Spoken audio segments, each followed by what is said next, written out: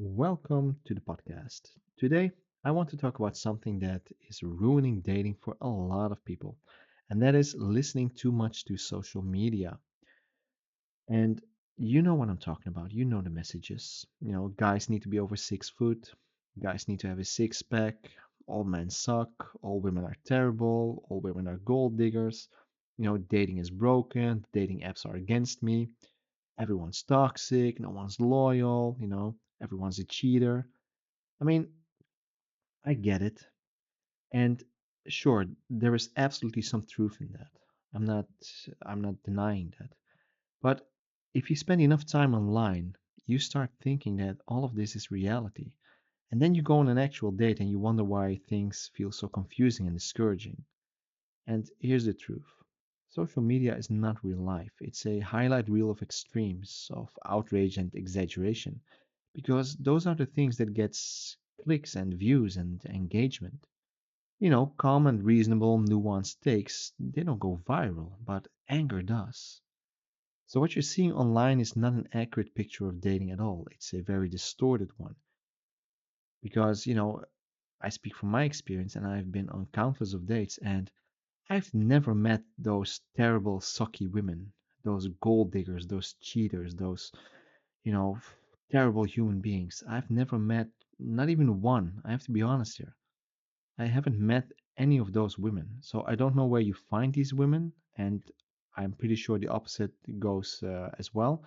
I don't know where you women find these guys, but you know, I'm not seeing them. Doesn't mean that they aren't there, but I get the feeling that the picture that is being painted is very distorted.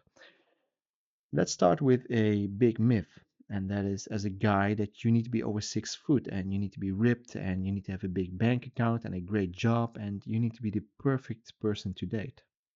And there is a female version of that as well. Is it true that women have preferences? Yes. Is it true that guys have preferences? Absolutely.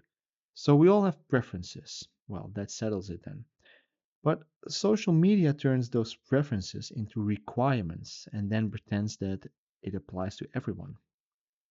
And in real life, men of all heights, body types, and looks date. They form relationships, get married, and build families every single day.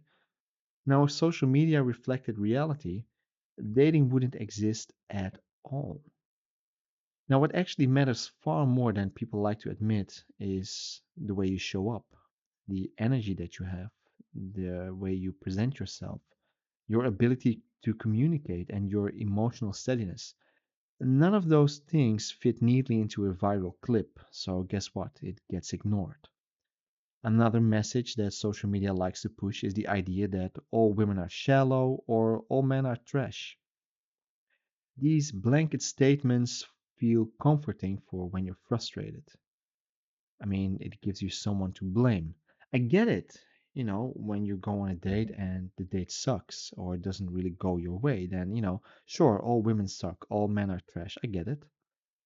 But it's lazy and they poison how you show up to, actual human beings, men or women, doesn't matter. We're still human beings.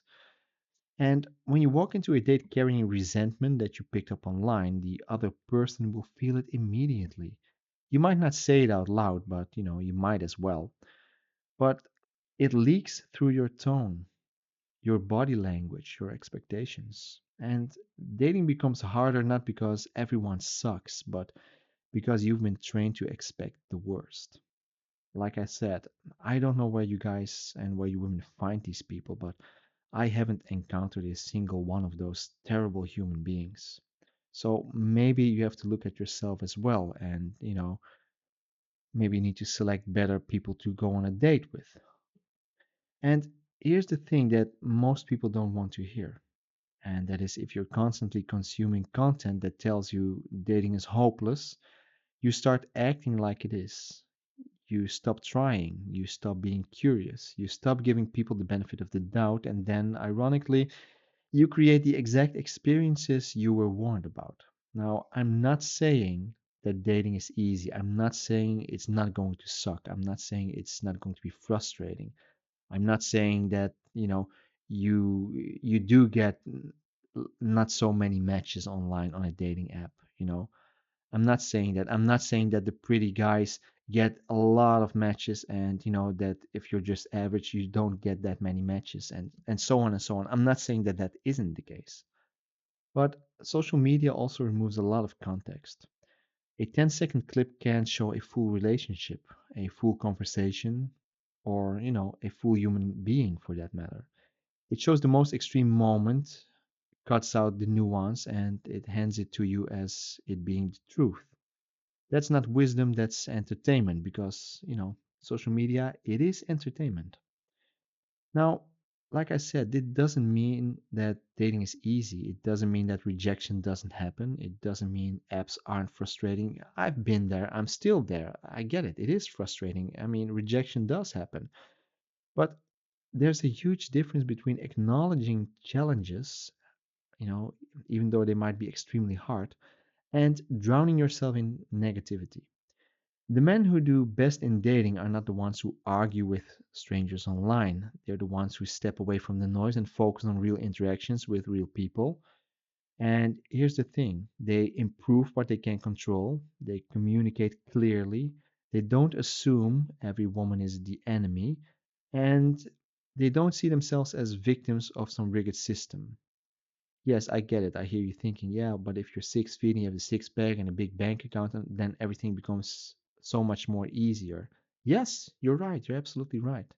But even if you don't have all of those things, you can still improve and communicate clearly and don't assume that all women suck and so on. And because of that, these guys, these women show up calmer, lighter, and therefore more attractive. So, you know, might as well learn a bit from that. So if you feel bitter, burned out, or hopeless about dating, here's a simple experiment for you. Stop consuming dating content that makes you angry for a week. Stop watching those clips that tell you everyone's awful. Stop feeding your brain the worst case scenarios because I tell you in real life that's not the case. Then go talk to actual people, go on an actual date. Pay attention to how different it really feels. See if it actually matches up to what social media is telling you. Dating isn't perfect. I get that. People aren't perfect. I get that. There are definitely a bunch of assholes. I get that, you know. But it's far more normal, far more human, and far more workable than social media wants you to believe.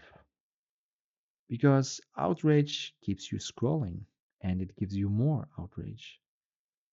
But hope gets you living, you know? It keeps you moving, it keeps you in the game, it makes you want to improve and do better. So try and do that. So stay away from the social media, stay away from the nonsense, and focus on the things that actually matter. That's real human beings. So that's it for today. Thank you for listening, and I'll see you in the next one. Bye bye.